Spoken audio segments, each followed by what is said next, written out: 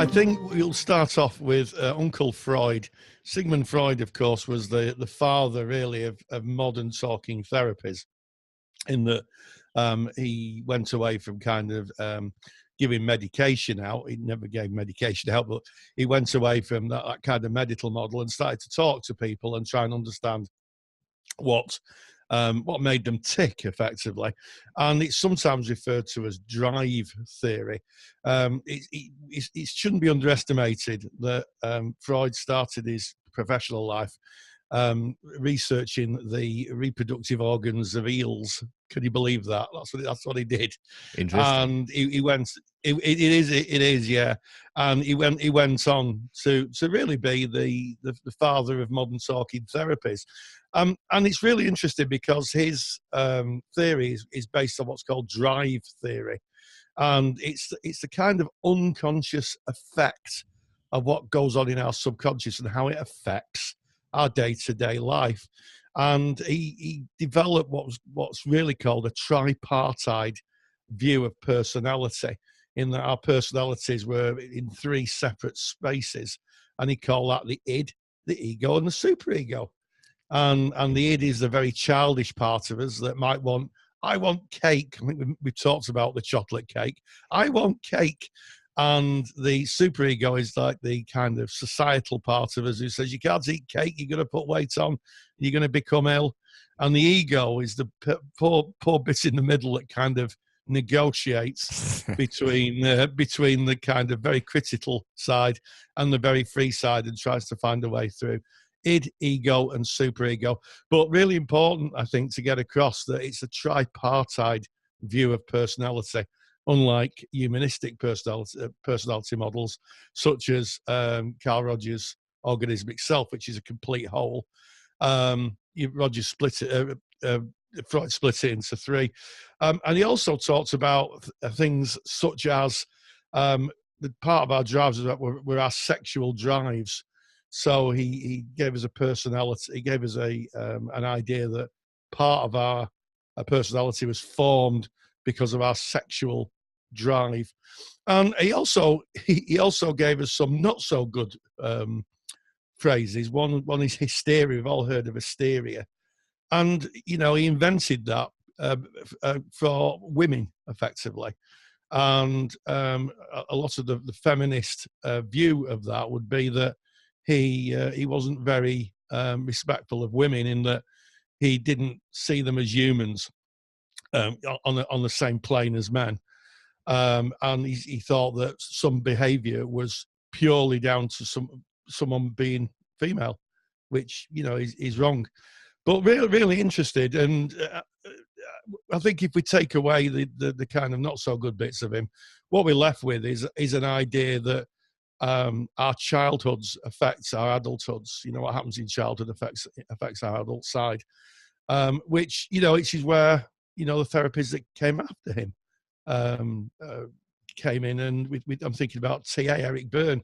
Eric Berne developed transactional analysis from a lot of Freud's theories, and he, of course, in that there is a tripartite view of personality: parent, adult, and child, which he could say was nicked a bit. Superego. Yes, I think it was a homage, Ken. Homage, is that a better word than nicked? It probably is, Rory. Yes. And just speaking of the id, the ego, the superego, we have a phenomenal article that Rory wrote. It's on counselingtutor.com. We'll put a link into today's notes, and you can go and have a look at that. It gives you just a little bit more information about Freud himself, a little bit more about those that tell me again, Rory, the tripartite is the correct word. It's the correct word, tripartite. I like it. And of course, we're talking now psychodynamic. We're talking a therapy where the therapist is the expert in the relationship, is the telling the client or the patient, as they might well be known, what they should be doing. And it's about empowering the client to be able to, I guess, tap into those early memories that is not maybe fully in the conscious mind, working with techniques. It's interesting. Yeah, and they were called. They were. You're right. They were referred to as patients, but they were called Anella Sands.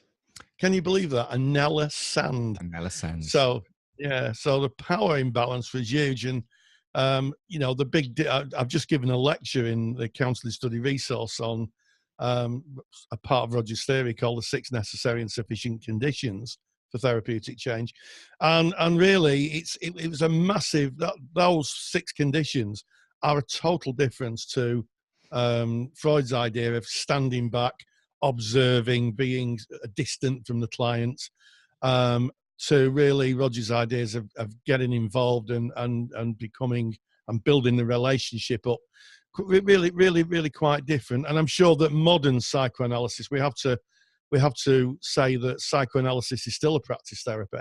Yes. And I'm sure that most modern psychoanalysts who practice Freudian ideas would have perhaps a different take on the way that Freud worked. I think they'd work in a more modern and collegial way than perhaps Freud, or in fact his co-conspirator in all things subconscious, Jung. Yes. Because they kind of collaborated for a bit until they fell out. So yeah, still a therapy, and still one I was just saying to Ken before we broadcast, that one that's again finding interest. It's becoming revisited now. So they all seem to go around. Yeah, definitely. And there's a debate that comes up from time to time. We definitely see it in our Facebook group, and that is, what is the difference between counseling and a counselor and a psychotherapist? And I guess a psychotherapist is more likely to, it's in the root of the word, isn't it? In the psycho, and looking at psychodynamic, you would call yourself a psychotherapist there. Yeah, and I think we don't need to get too confused. I think psychoanalytic and psychodynamic. I think we need to be thoughtful of that.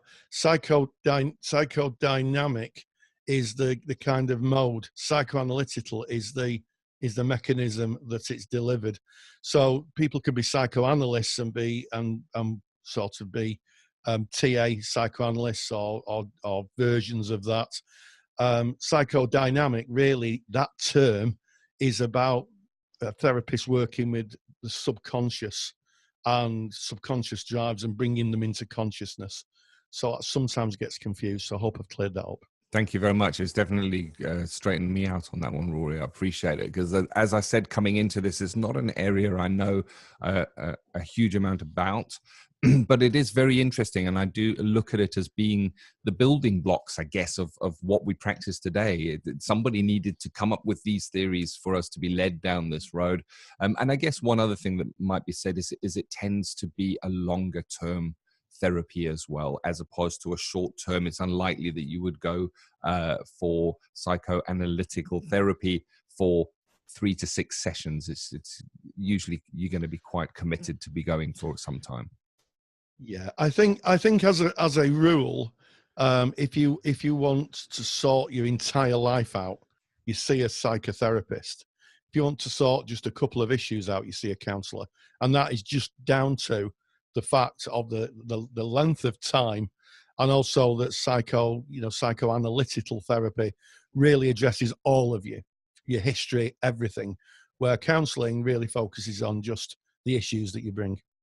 Thank you very much, Rory. I enjoyed that. I enjoyed hearing about that. I always love to learn something new. And I find myself going away from the podcast and thinking about it and processing it and wanting to learn a little bit more. And if you're the same and you're listening to this, you want to learn a little bit more, head on over to the show notes page, because that's where we put the links, and you'll find that counselingtutor.com. Click on the podcast tab and go to episode 75. All the show notes are there. And of course, this conversation was started by a comment on our Facebook group. If you're not a member of the Facebook group, please come and join us. It's a group of counselors and psychotherapists in training. We've got some tutors in there, some counselors and therapists in practice as well. And to find that, just go to Facebook and type in Counseling Tutor, knock on the door, because it's a closed group, and we will welcome you in warmly.